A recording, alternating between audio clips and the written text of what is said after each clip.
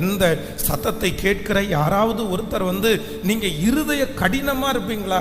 நான் மாற மாட்டேன், நான் மன்னிக்க மாட்டேன், நான் விட்டு கொடுக்க மாட்டேன், நான் பேச மாட்டேன், நான் இறங்கி போக மாட்டேன், நான் அந்த மாதிரி போய் இருக்க மாட்டேன் அப்படின்னு நீங்க சொல்லுவீர்களே, ஆனால் ஒன்று நினைத்து கொள்ளுங்கள், எல்லாம் முடிஞ்சு எல்லாம் பிரச்சனையாகி நீங்க போய் நிற்க வேண்டிய ஒரு சூழ்நிலைக்குள்ள நீங்க போய் நிற்காதபடியே ஒன்று நினைத்து கொள்ளுங்கள். இப்பவே என்ன பண்ணுங்கன்னா, அதுதான் ஆண்டவர் சொல்றாரு, உன்னுடைய எதிரி வழியிலே இருக்கும் போதே அவனோட நல்மனம் பொருந்து.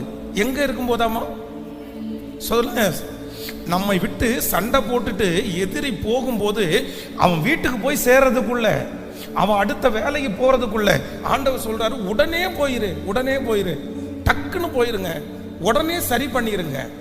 நீங்க யாரோ ஒருத்தரோட ஆண்டவர் பேசிட்டே இருக்கலாம், ஆனால் உங்களுடைய பக்கத்துல 100% நியாயமான காரணமா இருக்கலாம்.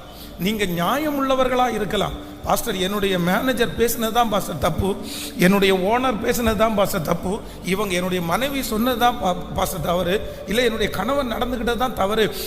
100% உங்களுக்கு முன்பாக நியாயமானதா இருக்கலாம், நீங்கள் நியாயம் உள்ளவர்களா இருக்கலாம். ஆனா ஆண்டவர் என்ன சொல்றாரு அப்படின்னு சொன்னா, இல்ல இல்ல நம்ம என்ன பண்ணிடக்கூடாது அப்படின்னா, கடினப்படுத்திடவே கூடாது, கடினப்படுத்திடவே கூடாது. உங்கள் இருதயங்கள் கடினமாயிரவே கூடாது.